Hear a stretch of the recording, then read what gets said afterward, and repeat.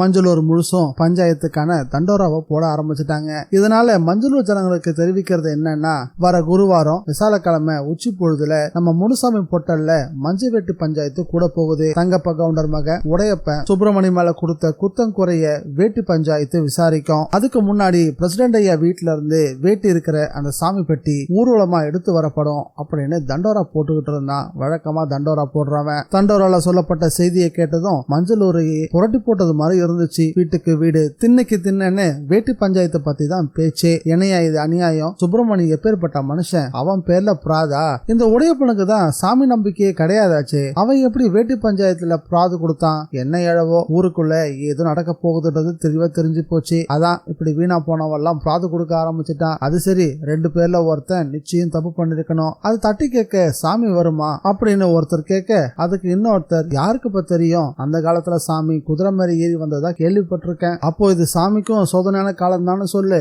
அப்படின்னு அவங்களுக்குள்ள கிண்டல் பேச்சா பேசிக்க ஆரம்பிச்சுட்டாங்க. அட போங்கய்யா, சாமி பேரை சொல்லிக்கிட்டு பெரியவங்க பயமுறுத்தி வச்சிருக்காங்க, சாமி நெசமாவே இருக்குதுன்னா இத்தனை வருஷமா ஏன் வரல, அது வரைக்கும் இந்த ஊர்ல தப்பே நடக்கலையா அப்படின்னு இன்னொருத்தன் குதர்க்கமா பேச ஆரம்பிச்சான். நீ என்னையா சொல்லிட்டு இருக்க, சாமியாவது வரதாவது, அது வரதா இருந்தா எப்பவோ வந்திருக்கணும், முந்தையாச்சும் பரவாயில்ல, இல்லாதவன் தான் தப்பு பண்ணான், இப்ப பாரு இருக்கப்பட்டவன் தான் தப்பு பண்ணிக்கிட்டு இருக்கான், உடையப்படம் எடுத்துக்கோ, அவனுடைய யோகிதை என்னன்னு நமக்கா தெரியாது, இவெல்லாம் சாமி பஞ்சாயத்துக்கு வரலாமா, எவ்வளவு தைரியம் பாருங்க, நீ வேணா பாரு உடையப்பன் நல்லா வாங்கி கட்டிக்க போறான் அப்படின்னு ஊருக்குள்ள இருந்த டீ கடை பெஞ்சில உட்காந்து இருந்தவங்க விதவிதமா பேசிக்க ஆரம்பிச்சுட்டாங்க. இந்த தகவல் எல்லாமே சுப்பிரமணி காதுக்கும் போய் சேர்ந்துச்சு. அவன் வீட்டுல அவனை சுத்தி ஒரு கூட்டம், ஏ சுப்பிரமணி இப்படி கூடுவா நீ இருப்ப, பணத்தை கொடுத்துட்டு பத்திரத்தை வாங்காம வந்துட்டியே, அவனை பாரு பணத்தையும் வாங்கிக்கிட்டு உன்னை குற்றவாளியும் ஆக்கிட்டான், சுப்பிரமணி இப்ப நீ என்ன பண்ண போற, எந்த நம்பிக்கையில அவன் பிராது கொடுத்தானே தெரியலையே, எல்லாம் சாமி எங்க வரப்போகுதுன்ற தைரியம் தான், அப்போ சாமி வரும் அவனை தண்டிக்கும் நம்புறியா அப்படி இன்னொருத்தன் கேட்க, வரணும் அது வந்தாதான் நல்லா இருக்கும், ஆனா என்னையா ஆனான்னு இருக்கிற, அது எங்க வரப்போகுதுன்னு உனக்கு சந்தேகம், ஆமாப்பா அதே தான் எனக்கும் சந்தேகம்னு இன்னொருத்தன் சொன்னான். இங்கதான் உடையப்பன் நிக்கிறான், அவன் வரையில இந்த பஞ்சாயத்துல சுப்பிரமணி கூட அவனுக்கு பெரிய விஷயம் இல்ல, சாமி எல்லாம் சும்மான்னு சொல்லி முருகேச கவுண்டருடைய மானத்தை வாங்கணும்ன்றதுதான் அவனுடைய திட்டம்னு நான் நினைக்கிறேன். சுப்பிரமணிய சுத்தி அவனுடைய நண்பர்கள் இப்படி மாறி மாறி பேச ஆரம்பிச்சாங்க. சுப்பிரமணி எதுவுமே பேசாம ரொம்ப இறுக்கமா அவங்க பேசுறத கேட்டுக்கிட்டு இருந்தான். சுப்பிரமணி பொண்டாட்டி காவேரிக்கு மனசெல்லாம் கொதிச்சு போயிருந்தது. இந்த உடையப்பன் ஏதோ ஒரு விஷயத்துல திட்டம் போட்டுக்கிட்டு இருக்கான் அப்படின்றத சரியா யூகிக்க ஆரம்பிச்சா. ஏங்க இந்த பஞ்சாயத்துக்கு ஒத்துக்காதீங்க, நாம போலீஸ் போய் புகார் கொடுப்போம் அப்படின்னு காவேரி சொன்னதும் சுப்பிரமணி சிரிக்க ஆரம்பிச்சுட்டான். என்னங்க சிரிக்கிறீங்க, சாமியாவது கொஞ்சம் நம்பலாம், போலீஸ் நம்ம எப்படி நம்புறது, காவேரி உனக்கு உடையப்பனை பத்தி எதுவுமே தெரியாது, அவன் எல்லாரையும் விலைக்கு வாங்குவான், என்னங்க இப்படி சொல்லிட்டீங்க, போலீஸ்ல நல்லவங்க இருக்காங்கல்ல, இருக்காங்க, ஆனா அவங்க எல்லாம் எதுவுமே பண்ண முடியாது, அப்ப நீங்க என்னதான் சொல்ல வரீங்க, மணியில நமக்கு கனம் இல்ல, வழியில பயமும் இல்ல, நாம அவனுக்கு சேர வேண்டிய பணத்தை வட்டி முதலமா கொடுத்துட்டோம், கொடுத்த பணத்துக்கு சத்தியம் செய்யறதுக்கு நான் எதுக்கு பயப்படணும், நீங்க சொல்றதெல்லாம் வாஸ்தவம் தான், பொய் சத்தியம் செய்ய போறானே அந்த உடையப்பன், சாமி வந்து அவனை தண்டிக்குமா, அது எப்படி எனக்கு தெரியும், பொறுத்து தான் பார்க்கணும், சாமி வராட்டி அப்படி சொன்ன மாதிரியே கோர்ட்டு போலீஸ்னு போலாம், அப்படின்னு இல்லையா எண்ணெயை தேய்ச்சி தலை முழுகுவோம், ஐயோ இது நம்ம இடங்க, தங்கம் விளையிற பூமிங்க, அதனாலதான் எதிரி இப்படி எல்லாம் திட்டம் போட்டுட்டு இருக்கான். சுப்பிரமணி தெளிவா பேசினா, ஆனா காவேரிக்கு மனசுக்குள்ள ஒரு நடுக்கம் இருக்கதான் செஞ்சுது. உடையப்பன் தான் வீட்டுக்குள்ள குறுக்க நெடுக்கமா நடந்துகிட்டு இருந்தான். அடிக்கடி மீசியை நீவி வேற விட்டுக்கிட்டான். அதை பார்க்க அவன் தம்பி கொத்தாளத்துக்கு என்னவோ மாதிரி இருந்துச்சு. அண்ணே ஏன்னு அப்படி பண்ண அப்படின்னு முனங்களோட கேட்க ஆரம்பிச்சான். இல்லன்னு வேட்டி பஞ்சாயத்து அது இதுன்னு போயிருக்கிறியே அப்படின்னு இழுக்கவும், என்னடா பண்ண, பணம் கொடுக்காம ஒருத்தன் கொடுத்தன்னு சொன்னா எனக்கு வேற வழி இல்ல, அண்ணே என்னடா நான் உன் தம்பி, நீ பணத்தை வாங்கி வச்சத நான் பார்த்தேன், என்கிட்ட எதுக்கு நான் போய் பேச்சு, அதை கேட்டதும் சிரிக்க ஆரம்பிச்சிட்டான் உடையப்பன். இனி எல்லார்கிட்டையும் இதுதான் என்னோட பேச்சு, உன்னை புரிஞ்சுக்கவே முடியல, என்ன ஒரே கல்லுல 2 மாங்காய் கேள்விப்பட்டிருக்கியா, ஆனா அதை எவனாலும் பண்ண முடியாது, என்னால முடியும், ஒரே கல்லுல 1 மாங்காய் இல்ல 3 மாங்காய் அடிக்க போறேன், நீயே பொறுத்து இருந்து பாரு அப்படின்னு சவால் விட ஆரம்பிச்சான் உடையப்பன். அது என்ன 3 மாங்காய், அது என்னன்னு சொல்ல மாட்டியா, சொல்றேன்டா நல்லா கேட்டுக்கோ, முதல் மாங்காய் சுப்பிரமணியும் அவனோட வயலும் சோத்து கிணறும், சரி அடுத்தது அவன் திருப்பி கொடுத்தானே பணம், அந்த பணம், சரி மூணாவது இனிமே நான் தான் முனீஸ்வரன். இந்த வார்த்தையை கேட்டதும் கொத்தாலும் விதிச்சு போயிட்டான். பயத்தோட என்ன சொல்ற அப்படின்னு கேட்கவும், என்னடா வாயை பொழந்துட்ட, நான் தான் இனிமே முனீஸ்வரன், அந்த முருகேச கவுண்டர் கூட்டமே இனி என் காலில் விழுந்து கிடக்க போகுது, அவங்களால எழுந்திருக்கவே முடியாது பாரு, எப்படின்னு எப்படி இதெல்லாம் நடக்கும் அப்படின்னு கொத்தாலும் பயம் குறையாம கேட்கவும், நடக்கும் பாரு, பிறகு தெரியும், உன் அண்ணன் உடையப்பன் லேசுப்பட்ட ஆள் இல்ல, அவன் ஒரு அஞ்சான் நெஞ்சன்னு நீயே புரிஞ்சுக்குவ, என உன்னை பத்தி எனக்கு தெரியாதா, ஆனா நீ எப்படி ஒரே கல்ல 3 மாங்க அடிக்க போறன்னு எனக்கு தெரியல, முனீஸ்வரன் சாமி நினைச்சாலே எனக்கு ஈரக்கொலையெல்லாம் நடுங்குது, நீ என்னடா சாதாரணமா பேசிட்டு இருக்க, அடப்பட கோட்டி பாயில, நான் தான் சொன்னேன்ல, நான் நான் தாண்டா முனீஸ்வரன், இனி போக போக வேடிக்கை பாரு அப்படின்னு உடையப்பன் பேசின பேச்சு கொத்தாலத்தை ரொம்பவே உழுக்கிருச்சு. கொத்தாலம் ஒரு சிகரெட் எடுத்து பத்த வச்சுக்கிட்டு கொல்ல பக்கமா வெளியே போனா. அந்த இடத்துல 10 பாத்திரம் கழுவிட்டு இருந்த செவ்வந்தி அவ உட்காந்து விதத்தை பார்த்ததுமே கொத்தாலத்துக்கு போதை தலைக்கேற ஆரம்பிச்சிருச்சு. அவனோட பார்வை சரியில்லைன்றத செவ்வந்தியும் கவனிச்சுட்டா. சட்டுன்னு எழுந்தா, தலைப்பு சரி செய்ய ஆரம்பிச்சா. கிட்ட போனா கொத்தாலம். செவ்வந்தி அப்படின்னு சொல்லுங்க எஜமா, என்ன பண்ணிட்டு இருக்க? என்னங்க கேள்வி இது? பார்த்தா தெரியலையா? அது தெரியுது செவ்வந்தி, எனக்கு தான் மனசு சரியில்லை, அதான் என்ன செய்யறதுன்னு தெரியலன்னு இழுத்து பேச ஆரம்பிச்சான். உங்களுக்குமா? ஏன் உங்களுக்குமானா உனக்குமா?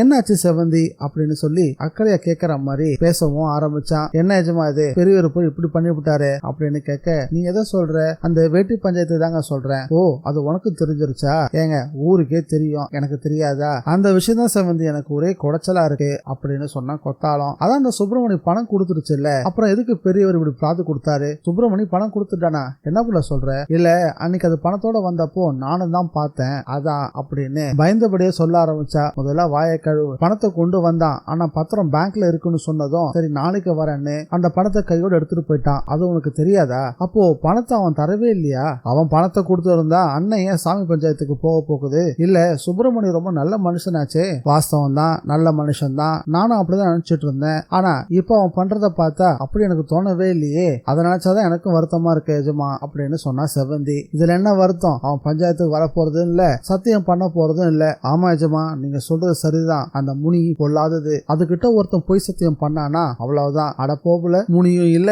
கினியும் இல்ல. எந்த காலத்துல முனி வந்திருக்கு இப்ப வர்றதுக்கு? ஐயோடா, என்ன எஜமா இப்படி பேசிட்டீங்க? நானே எத்தனையோ தடவை முனீஸ்வரனை அமாவாசை ராத்திரியில குதிரை மேல போறத பாத்திருக்கேன் தெரியுமா? எந்த சினிமாவில அப்படின்னு நக்கல் பண்ண ஆரம்பிச்சான் கொத்தாலம். எஜமா, நான் நிஜத்திலே பாத்திருக்கேன் அப்படின்னு தான் பார்த்ததை செவ்வந்தி பயந்துகிட்டே சொன்னதும் அதை பத்தி பெருசா எடுத்துக்காம செவ்வந்திய பரிகாசமா பார்க்க ஆரம்பிச்சான் கொத்தாலம். அவனோட பார்வை அவன் எதையும் நம்பலன்றது ரொம்ப தெளிவா புரிய வச்சுது. என்னங்க இது அப்படி பாக்குறீங்க? பார்க்காம குதிரை மேல போறவன் எல்லாம் முனியா? அந்த காலத்துல சேந்தன் குழந்தைன்ற ஒரு கள்ளன் இருந்தான், அவனும் அவனோட கூட்டாளிகளும் எப்பவும் குதிரை மேல தான் போவாங்களாம். அப்போ அவன் முனியா?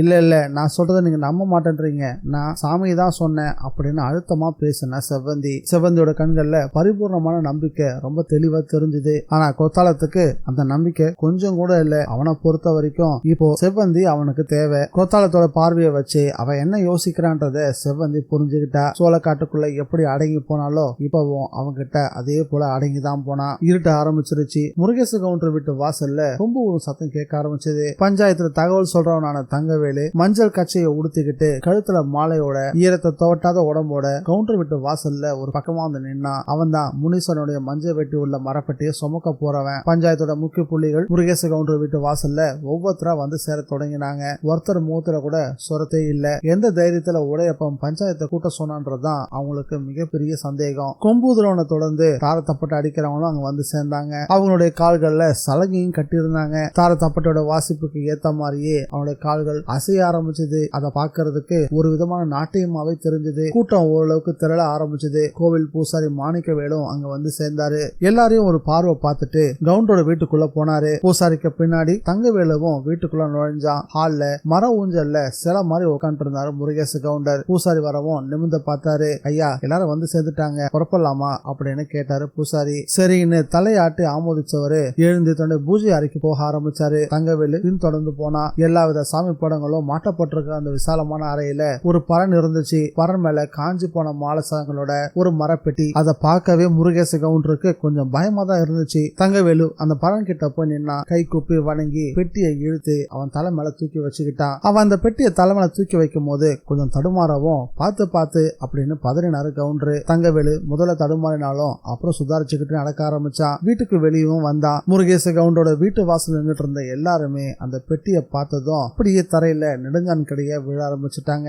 கொம்பூதியும் மூச்சு முற்ற அளவுக்கு கொம்ப பெருசா ஊத ஆரம்பிச்சான். தாரத்தப்பட்டக்காரன் ஆவேசம் வந்த மாதிரி தப்பட்டையை அடிக்க ஆரம்பிச்சான். அந்த பெட்டி பஞ்சாயத்துக்காக முனீஸ்வரம் பொட்டல் நோக்கி போக ஆரம்பிச்சது. முனீஸ்வரம் பொட்டல் போற வழியெல்லாம் தெருவில் இருக்கக்கூடிய குடும்ப பெண்கள் அவங்கவுங்க வீட்டுக்குள்ள இருந்து குடத்து நீரை கொண்டு வந்து தங்கவேலோட கால்ல ஊத்தி அவன் கால்ல விழுந்து வணங்கினாங்க. ஊர்வலமா போயிட்டு இருந்த அந்த மரப்பெட்டிய ஊர் மக்கள் பச்சைக்கண் வாங்காம பாத்துக்கிட்டே இருந்தாங்க. எவ்வளவு தைரியம் இருந்தா வேட்டு பஞ்சாயத்தை கூட்டி இருப்பான் அந்த உடையப்பன் அப்படின்னு முணுமுணுக்கவும் செஞ்சாங்க. பெட்டி முனீஸ்வரம் பொட்டல் நோக்கி கொஞ்சம் கொஞ்சமா நகர்ந்து போக ஆரம்பிச்சது. முனீஸ்வரம் பொட்டல்ல ஊரே திரண்டு இருந்தது. நடுவுல ஒரு பெரிய சிமெண்ட் மேடையில் நின்று பார்த்தோம்னா முனீஸ்வரனுடைய ஒட்டுமொத்த உருவமும் தெளிவா தெரியும். அந்த மேடை மேலதான் அந்த மரப்பெட்டி வைக்கப்பட்டிருந்தது. பெட்டிக்கு இடப்பக்கம் சுப்பிரமணியம், அவன் பக்கத்திலேயே அவன் பொண்டாட்டி காவிரி நின்றுட்டு இருந்தாங்க. பெட்டிக்கு வலப்பக்கமா உடையப்பனும் அவருடைய ஆசை தம்பி கொத்தாளமும் நின்றுட்டு இருந்தாங்க. 2 பேருக்கு நடுவுல பெட்டியை ஒட்டி நின்றுட்டு இருந்தாரு பூசாரி. கூட்டத்துல லேசான சலசலப்பு. அதை அடக்கிற மாதிரி கைய உயர்த்தினாரு பூசாரி. எல்லாரும் அவரையே ஒத்து கவனிக்க ஆரம்பிச்சாங்க. எல்லாருக்கும் வணக்கம். நம்ம ஊர் காவல் தெய்வமான முனீஸ்வரனை கும்பிட்டுக்கிட்டு இந்த பஞ்சாயத்தை தொடங்குறேன். கிட்டத்தட்ட 40-45 வருஷத்துக்கு அப்புறம் தான் இந்த வேட்டு பஞ்சாயத்து இன்னைக்கு கூடி இருக்கு. ஒரு விஷயத்துல முடிவுக்கு வர முடியாட்டி நம்ம சாமி கிட்ட போய் வேட்டு பஞ்சாயத்தை கூட்டுவோம். சில பிரச்சனைகள்ல என்ன தீர்ப்பு சொல்றதுன்னு தெரியாத போதும் இந்த பஞ்சாயத்தை கூட்டி இருக்கோம். இந்த வேட்டு பஞ்சாயத்தை கூட்டுறதுக்கு முன்னாடி 1000 தடவை யோசிப்போம். ஏன்னா சாமியை கூப்பிட்டு நீயே தீர்ப்பு சொல்லுன்னு சொல்ற மாதிரி இதுக்கு அர்த்தம். அப்படி நம்ம ஒரு தீர்ப்பை பத்தி கேட்ட பிறகு சாமி கொடுக்க போற தீர்ப்பை தாங்கிக்கிற சக்தி நமக்கு இருக்கான்றது ரொம்ப ரொம்ப முக்கியம். இந்த வார்த்தைகளை பூசாரி சொல்லிட்டு சுப்பிரமணி உடையப்பன் 2 பேரையும் பார்த்தாரு. இந்த வார்த்தையில கேட்டதும் உடையப்பன் பேச ஆரம்பிச்சான். பூசாரி, தெரிஞ்சுதான் நான் பிராதே கொடுத்திருக்கேன். இதோ நிக்கிறானே இந்த சுப்பிரமணி, பணம் எனக்கு கொடுக்கல, ஆனா பணம் கொடுத்துட்டேன் அப்படின்னு போய் சொல்றான். எங்க பணத்தை கொடுத்துட்டேன்னு சொல்லி சத்தியம் பண்ண சொல்லுங்க பாப்போம். உடையப்பன் சுப்பிரமணிய சீன்ற மாதிரியே பேச்ச தொடங்கினா. சுப்பிரமணி கிட்ட அது நல்லாவே வேலை செய்ய ஆரம்பிச்சது. ஏ உடையப்பா, நாக்க அடக்கி பேசு. வட்டியும் முதலுமா காசை வாங்கிக்கிட்டு நீதான் நிலப்பத்திரத்தை திருப்பி தரல,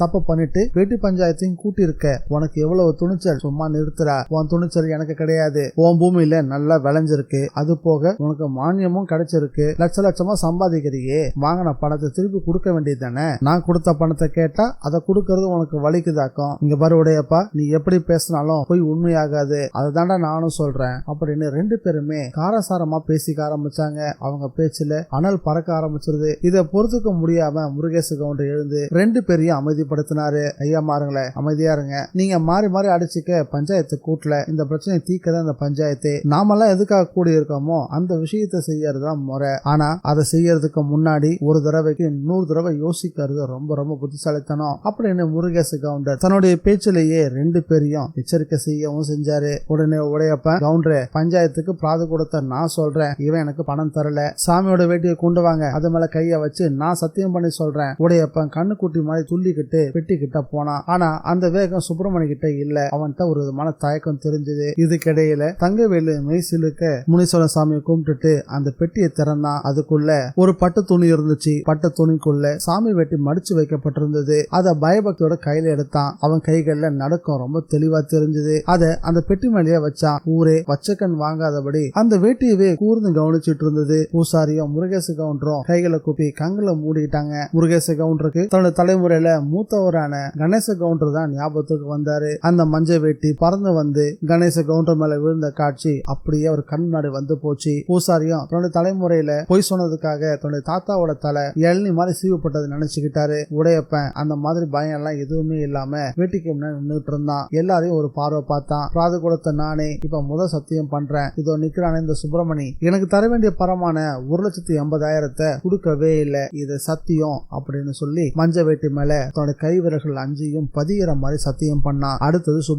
சுப்பிரமணிக்கு ஏனோ தெரியல, கை நடுங்க ஆரம்பிச்சிருச்சு. சட்டுன்னு ஒரு புது முடிவுக்கு வந்தான். நான் அனாவசியமா சத்தியம் பண்ண விரும்பல, சாமியை தொந்தரவு பண்ணவும் விரும்பல. உடையப்ப சொன்னது போலவே நான் பணம் கொடுக்கலன்னு இருந்துட்டு போகட்டும், அவன் செஞ்ச அதே தப்ப நான் பண்ண விரும்பல அப்படின்னு சொல்லி 2 அடி பின்னாடி நின்னுட்டான். உடையப்பனுக்கு அவனோட செய்கை ரொம்ப ஆச்சரியமா இருந்துச்சு. ஆவேசமா சத்தியம் செய்வான்னு பார்த்தா இப்படி பயந்து போய் பின் வாங்கிட்டானே. சுப்பிரமணியோட நடவடிக்கை உடையப்பனுக்கு கொஞ்சம் குழப்ப ஆரம்பிச்சிருச்சு. ஆனா கொத்தாலாம் விடுறதா இல்ல. அப்படி வா வழிக்கு, இதுக்குதான் எங்க அண்ணன் பஞ்சாயத்தை கூட்டுனுச்சு, பொய் சத்தியம் பண்ண உனக்கு தைரியம் இல்ல, நல்லா தெரியும், எப்படி நீ குத்தத்தை ஒத்துக்குதான் போற எனக்கு நல்லா தெரியும்னு கொத்தாலாம் குதர்க்கமா சுப்பிரமணிய சுண்டி இழுக்க ஆரம்பிச்சான். டே கொத்தாலம், நீ வாய மூடுறா, நான் சாமி வெட்டியை தொட்டேன்னா சாமியவே தொட்டதான் நினைக்கிறவன், அதனாலதான் அப்படி சொன்னேன். இப்ப சொல்றேன்டா, நான் பணம் கொடுத்தது சத்தியம் அப்படின்னு படு ஆவேசமா அவளுடைய வலது கைய வச்சு சத்தியம் பண்ணா. எப்படியோ சத்தியம் பண்ணிட்ட, இனி எல்லாரும் போலாம், எங்க விவகாரம் சாமியோட கைக்கு போயிருச்சு, யாரு தப்பு செஞ்சாங்களோ இனி அவங்கள சாமி பாத்துக்கும் அப்படின்னு இந்த பிரச்சனைக்கு கொத்தாலம் ஒரு இறுதி முடிவை கொடுத்தான். முருகேச கவுண்டரும் பூசாரியும் கலைஞர் விழிகளோட